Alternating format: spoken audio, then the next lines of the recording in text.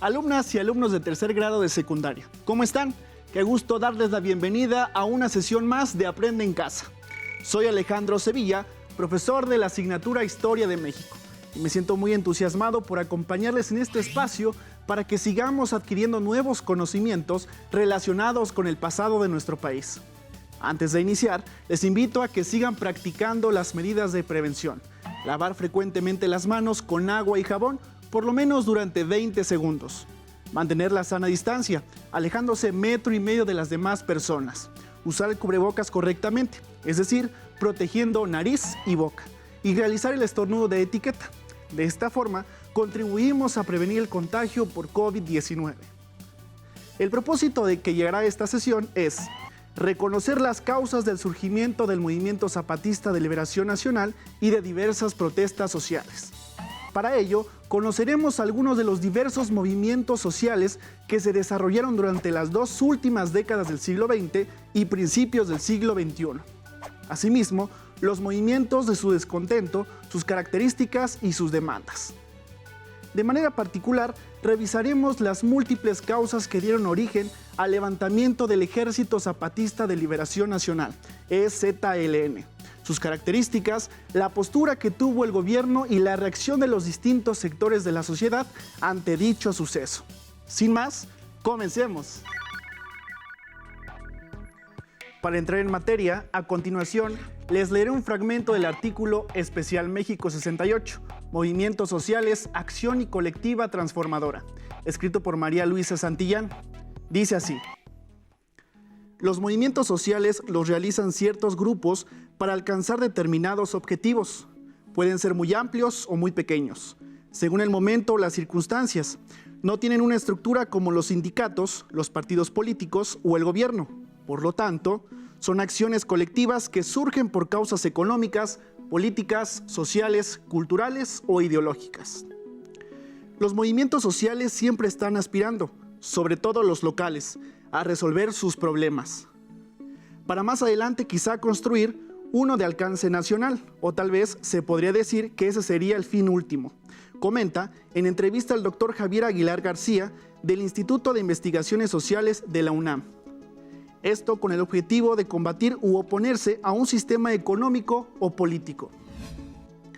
Los movimientos sociales siguen siendo actores que reivindican y respetan y garantían de los derechos ya existentes, pugnan por la no regresividad o pérdida de los mismos y participan en la creación de nuevos derechos, derechos emergentes, como parte de las exigencias de los diversos grupos de la sociedad que cambian en la medida que cambian las sociedades mismas. Con ello, dan paso a la necesidad de construcción social de esos nuevos derechos para acceder a mejores niveles de bienestar y a la protección de los ciudadanos contra los abusos de las autoridades que detentan el poder político.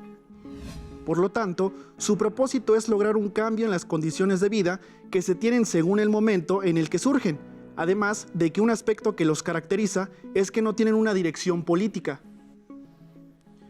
En el periodo de la globalización surgen también movimientos sociales que son en gran medida transnacionales, debido a las facilidades que les otorgan las nuevas tecnologías de la información, principalmente Internet. Para difundir la naturaleza y las causas de su movimiento, destaca el doctor Javier Aguilar. En la actualidad, el Internet y las redes sociales han permeado distintas áreas de nuestra vida. Los movimientos sociales no han sido ajenos a esta situación. Hoy, tan solo con un clic, la información seleccionada puede llegar a un mayor número de personas en todo el mundo. El universitario destaca que estas herramientas son utilizadas mayormente por los jóvenes, quienes, a través de sus teléfonos, tabletas y computadoras, han impulsado la movilización de la sociedad. Durante el movimiento de 1968, la mayor parte de la propaganda se hacía en hojas impresas y los estudiantes salíamos a repartir por toda la ciudad. La prensa solo comunicaba la versión que le daba el gobierno. No teníamos medios electrónicos, pero sí se logró difundir el movimiento. Hoy hay una gran diferencia, pues esas hojas se hacían en mimeógrafos y ahora las impresoras pueden sacar cientos de copias o con un clic es posible enviar la información y mucha gente la conoce rápidamente, destaca. Por lo tanto, a lo largo de la historia, los movimientos han establecido su propio patrimonio, es decir, su acumulación de experiencias acerca de las formas, tácticas y estrategias de organización para expresar su protesta y metas, a fin de alcanzar sus objetivos. Tal es el caso del movimiento Yo Soy 132, el cual surge en 2012 en México y es impulsado por jóvenes universitarios, quienes demandaron principalmente la democratización de los medios de comunicación en medio del proceso electoral que se vivía en esos momentos en nuestro país. Otro caso que ha podido ser impulsado desde las tecnologías de la información se llevó a cabo en España, en donde apareció el movimiento 15M, el cual surgió en 2011 porque los jóvenes demandaron el establecimiento de una verdadera democracia participativa y el final del bipartidismo. Para este movimiento fueron los jóvenes quienes convocaron a la ciudadanía a través de las redes sociales para reunirse en la Plaza Central de Madrid y tuvo un gran poder de convocatoria. Sin embargo, el doctor Aguilar García señala que pese a que existe un gran apoyo a través de las redes digitales, lo importante de los movimientos sociales es que la gente se congregue e impulse una acción colectiva, la cual solo podrá llevarse a cabo con la reunión en vivo de la gente. Hasta aquí la lectura. ¿Qué les pareció? Interesante, ¿no es así? Con base en el texto, les invito a reflexionar a partir de las siguientes interrogantes. ¿Se han enterado sobre algún movimiento social en la actualidad? ¿Cuáles son sus demandas? ¿Alguno de ellos se ha difundido a través de las redes sociales? Ahora les invito a analizar las siguientes imágenes. Intenten responder a las preguntas. ¿Qué observan en la fotografía? ¿Por qué creen que las personas llevan sus rostros cubiertos? ¿Qué sector social destaca en la fotografía? ¿Por qué creen que estén organizados de esa manera? ¿Qué sector social destaca en la fotografía? ¿Qué creen que estén exigiendo? En estas tres fotografías podemos identificar diversos sectores de la sociedad. Seguramente se dieron cuenta de que en ellas aparecen personas congregadas para manifestarse y expresar sus demandas de manera colectiva. Como recordarán, en la sesión anterior se habló acerca de la transición política en México y la democratización electoral. Un factor decisivo en este proceso fue la creciente participación ciudadana. El descontento por la situación política y económica despertó en algunos sectores sociales el sentimiento de inconformidad y la necesidad de expresarlo. En las últimas décadas del siglo XX y las primeras del XXI se presentaron diversas protestas sociales en las que se expresaban, de manera general, el rechazo hacia ciertas medidas gubernamentales y la demanda de mejora a las condiciones de vida de la población. Algunos sectores sociales que protagonizaron estas protestas se mostraban dispuestos a dialogar con las autoridades y buscar canales legales para solucionar sus conflictos y evitar la represión por parte de las autoridades. Las causas del descontento fueron múltiples, pero predominaron las originadas por la pérdida del poder adquisitivo del salario, el desempleo masivo en el campo y en la ciudad. Por su parte, los sectores estudiantiles alzaban sus voces impacientes por el precario desarrollo del sistema educativo, la falta de espacios para expresarse y el rechazo al autoritarismo.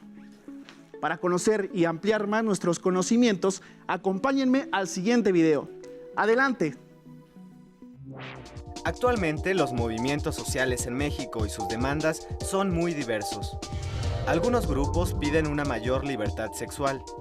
Otros buscan mejores condiciones de trabajo, mejores salarios o incluso la destitución de líderes sindicales. Grupos juveniles e intelectuales buscan desde hace varios años la legalización del consumo de ciertas drogas. Y también han ocurrido manifestaciones en contra de la violencia, donde diversos sectores de la sociedad han exigido a las autoridades acciones concretas para erradicar el crimen y el clima de violencia. Esto solo muestra cómo la sociedad mexicana tan diversa continúa buscando lo que para cada quien significa una mejor forma de vida.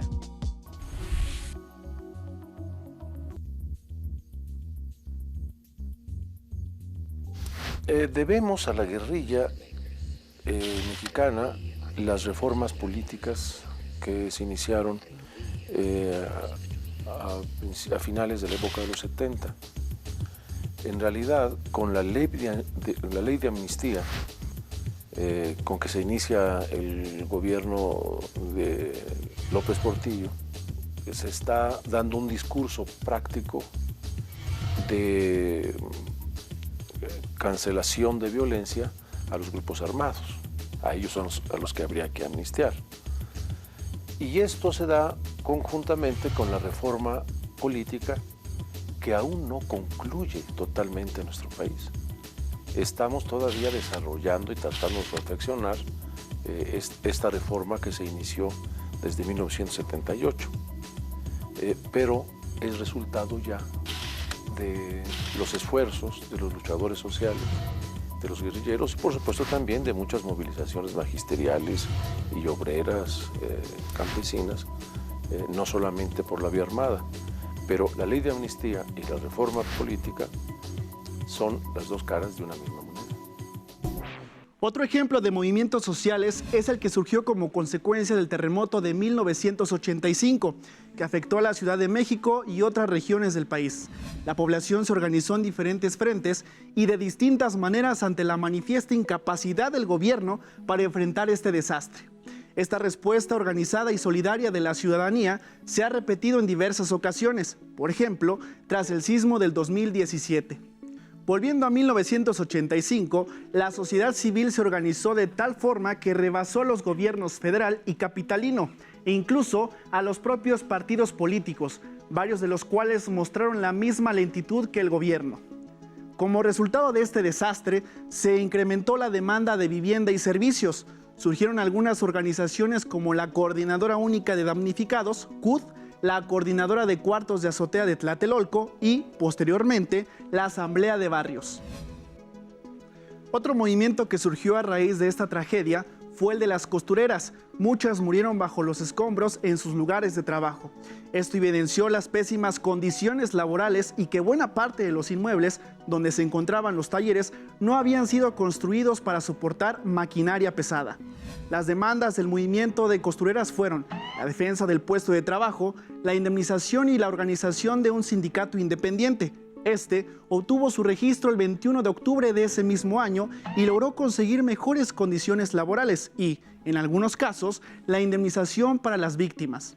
En este proceso hay que destacar el apoyo de agrupaciones feministas, tales como el colectivo Revolución Integral, el Grupo Autónomo de Mujeres Universitarias, las jóvenes de la revista La Guillotina, por mencionar algunas, quienes se sumaron a la lucha de las costureras, organizaron reuniones para discutir la situación y hacer algo al respecto, como fundar un sindicato. En 1986 se creó el Consejo Estudiantil Universitario, CEU, que encabezó un amplio movimiento en contra de las reformas propuestas por el entonces rector de la Universidad Nacional, Jorge Carpizo, las cuales afectaban a los estudiantes, profesores y trabajadores. Dicha reforma pretendía incrementar el monto de las colegiaturas, atentando contra la gratuidad de la educación pública, y eliminar el llamado pase automático del bachillerato a la licenciatura, entre otras modificaciones. El CEU denunció que estas medidas eran fundamentalmente administrativas y que no tocaban a fondo la problemática universitaria, por lo cual planteó la necesidad de crear más oportunidades educativas, exigiendo el aumento de los presupuestos públicos destinados a la enseñanza universitaria. Mediante una serie de manifestaciones y una huelga estudiantil, en 1987 el movimiento del CEU logró la suspensión de la reforma de Carpizo. Se llegó a un acuerdo entre las autoridades y los líderes del CEU de analizar las reformas que necesitaba la UNAM en un congreso representado por la comunidad universitaria, es decir, estudiantes, docentes, investigadores y funcionarios. Los campesinos fueron otro sector que destacó en este periodo, al organizarse y protestar por el abandono al campo. La crisis del sector agropecuario implicó la pérdida de la autosuficiencia alimentaria y el desplome de los precios internacionales de los productos agrícolas. Al mismo tiempo, se acentuó la represión y violencia en contra de los campesinos. En cuanto a sus demandas, fueron muy diversas: dotación de tierra, servicios, crédito, alto a la represión, defensa de los recursos naturales, por mencionar algunas. Sus acciones generalmente fueron protestas, denuncias y peticiones aisladas. En 1985 surgió la Unión Nacional de Organizaciones Regionales Campesinas Autónomas, agrupando a cerca de 25 organizaciones de productores de todo el país, que habían utilizado formas de protesta radical y movilización masiva de campesinos. Sin embargo, al unirse la mayor parte de sus acciones de denuncia, se canalizó a través de la negociación con autoridades federales. Otro movimiento a destacar es el del Barzón. Este sintetizó varios aspectos de la crisis y los movimientos sociales. Nace como consecuencia del grave problema de los créditos del campo. Quizás se estarán preguntando por qué se le llamó de esa manera. Pues bien, el movimiento tomó su nombre de una canción agrarista de principios del siglo XX, que relataba las condiciones de explotación a las que estaban sometidos los campesinos. Técnicamente el Barzón es una cinta de cuero que ciña a los bueyes con la yunta. El corrido comienza con unos versos sumamente conocidos. A esas tierras del rincón, la sembré con un buey pando, se me reventó el Barzón y sigue la yunta andando. ¿Conocen el corrido? ¿Qué les parece si vemos el siguiente video para iniciar el análisis de otro movimiento social de relevancia en nuestro país y el mundo? El 1 de enero de 1994 entró en vigor el Tratado de Libre Comercio de América del Norte. Pero ese día el país se despertó con una noticia que inmediatamente acaparó los titulares y noticieros a lo largo del país. Un grupo armado había tomado varias cabeceras municipales del estado de Chiapas. Ese día hizo su aparición el Ejército Zapatista de Liberación Nacional. Este movimiento demandaba al Estado los derechos negados históricamente a los pueblos indígenas. Exigía la construcción de un nuevo modelo de nación que incluyera a la democracia, la libertad y la justicia como principios fundamentales, y se manifestaba totalmente en contra de la política neoliberal. El día en que México culminaba un largo proceso para formar un nuevo bloque económico, el país se paralizó ante las exigencias que un grupo armado hacía de los derechos fundamentales de los pueblos que han habitado el territorio mexicano desde hace siglos.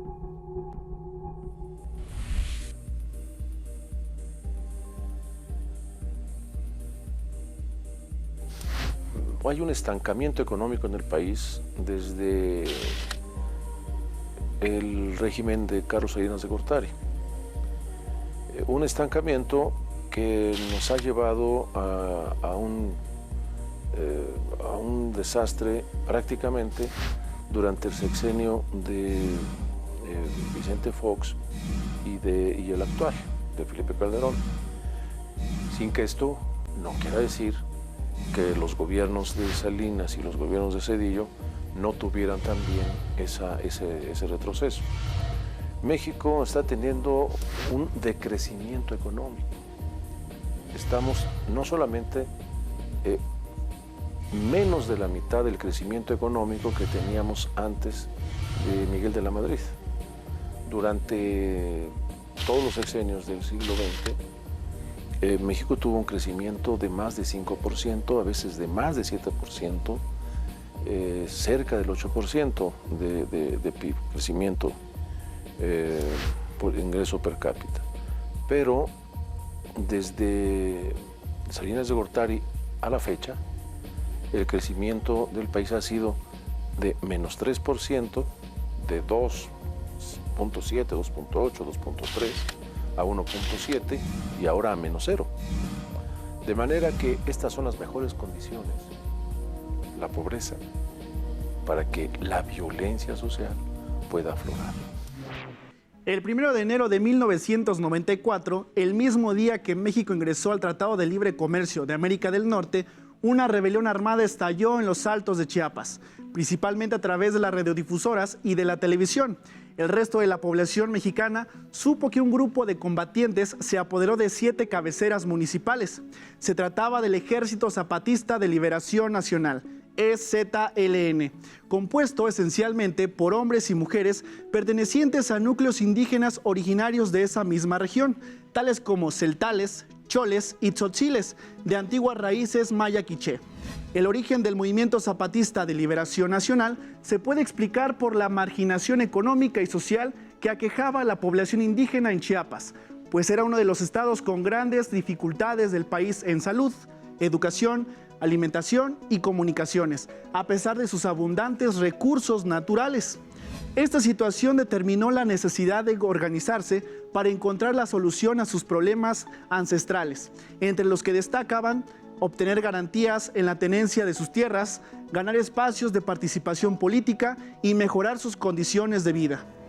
Entre otras demandas, el EZLN exigía la destitución del presidente de la República y una real democratización de la sociedad, insistiendo en la poca capacidad de los partidos políticos para emprender y sostener este proceso. Los dirigentes zapatistas hicieron un llamado al pueblo mexicano para unirse a sus filas, promoviéndose a sí mismos como una organización civil y pacífica, como una fuerza política cuyos integrantes no aspiran al poder. Afirmaban que no eran un partido político, solo pretendían que los gobernadores cumplieran y obedecieran al pueblo. El levantamiento indígena de Chiapas modificó el escenario político de 1994. Los primeros días del año, la respuesta del gobierno federal fue movilizar varias unidades del ejército con el objetivo de sofocar la rebelión. Durante 12 días se persiguió a los rebeldes que se replegaron a distintas zonas de la selva. Diversos sectores sociales del país y del extranjero demandaron el alto al fuego y la búsqueda de un diálogo con las distintas fuerzas zapatistas.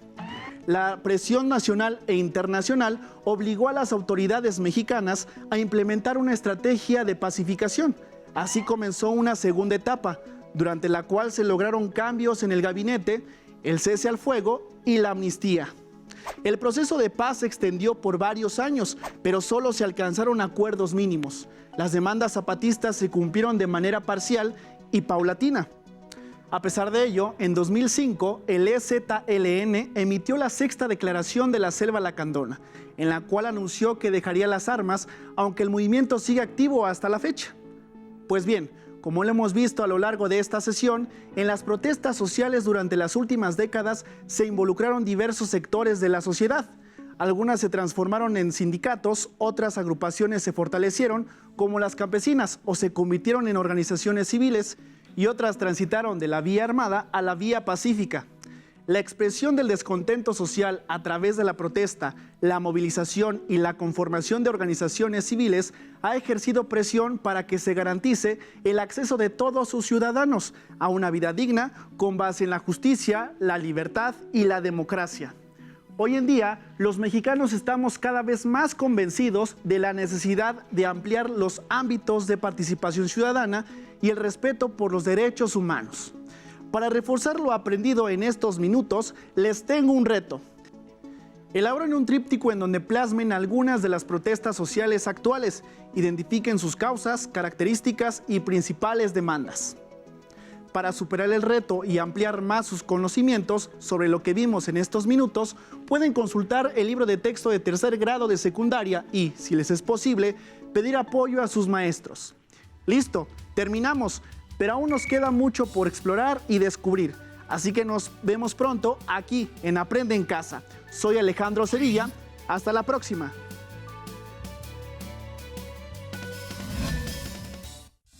Si tienes dudas o necesitas ayuda, llama al Centro de Apoyo Pedagógico a Distancia. El número de teléfono para secundaria es el 55 36 01 71 23. Si requieres consultar los libros de texto en versión digital, recuerda que los puedes encontrar en la página conalitec.cep.gov.mx. Y recuerda que también cuentas con el sitio aprendeencasa.cep.gov.mx, en donde podrás ver nuevamente los videos de los programas y además encontrarás actividades para fortalecer tus aprendizajes. También te invitamos a que consultes la plataforma nuevaescuelamexicana.cep.gov.mx.